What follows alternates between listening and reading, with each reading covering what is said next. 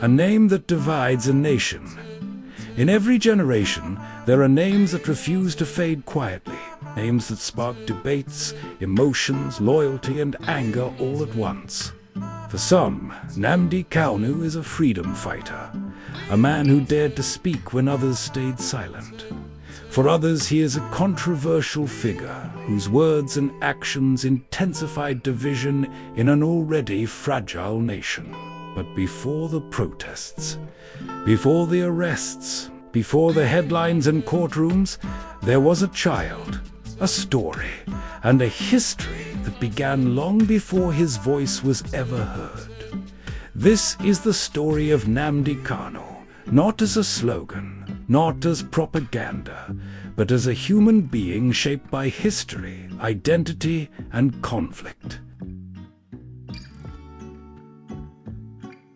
Nnamdi Kanu was born in southeastern Nigeria, a region deeply marked by the memory of the Nigerian Civil War of 1967 to 1970, commonly known as the Biafran War. Although the war ended decades before his birth, its consequences did not. Stories of loss, starvation, defeat, and survival were passed down through families like heirlooms of pain.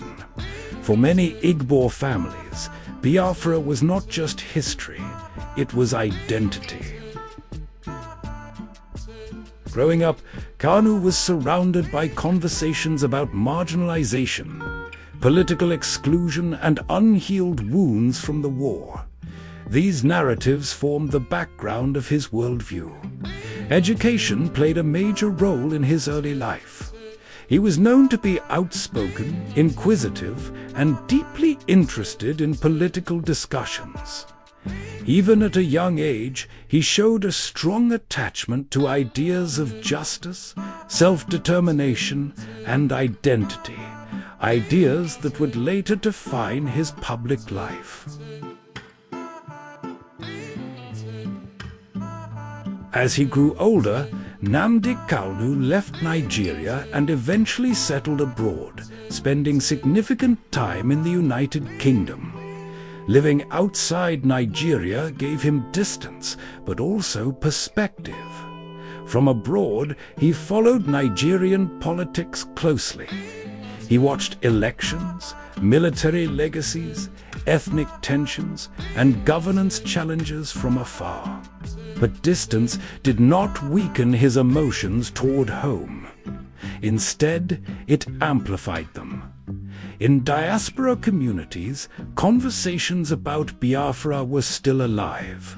Many believed the issues that led to the Civil War were never fully addressed. It was during this period that Kanu began to see media, especially radio, as a powerful tool.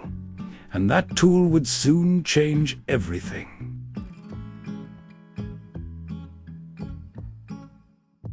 Radio Biafra became the platform that transformed Nnamdi Kanu from an activist into a global figure. Broadcasting from abroad, the station spoke directly to people in southeastern Nigeria and across the diaspora. The language was emotional. The tone was confrontational. The message was clear: self-determination for Biafra. For supporters, Radio Biafra was a voice they had waited decades to hear, one that spoke boldly about injustice, marginalization, and identity. For critics and the Nigerian government, it was seen as dangerous, divisive, and inflammatory. But one thing was undeniable. People were listening. The broadcasts spread rapidly, fueled by social media, word of mouth, and shared frustration. Nnamdi Kanu was no longer just a man with opinions. He had become a symbol. Out of this momentum emerged the indigenous people of Biafra, commonly known as IPOB. The group positioned itself as a movement, advocating for the self-determination of the Igbo people through a referendum. Support grew quickly. especially among youths who felt disconnected from Nigeria's political system. Rallies, marches, and demonstrations began appearing across southeastern states and abroad, but growth brought tension. The Nigerian government accused IPOB of threatening national unity. Security agencies began to monitor the group closely. As IPOB expanded, Nnamdi Kanu's words carried increasing weight and increasing consequences. In 2015, Nnamdi Kanu was arrested in Nigeria. The arrest triggered widespread protests, both locally and internationally. Supporters demanded his release. Critics argued that the law must take its course. After months in detention and legal battles, he was eventually granted bail in 2017.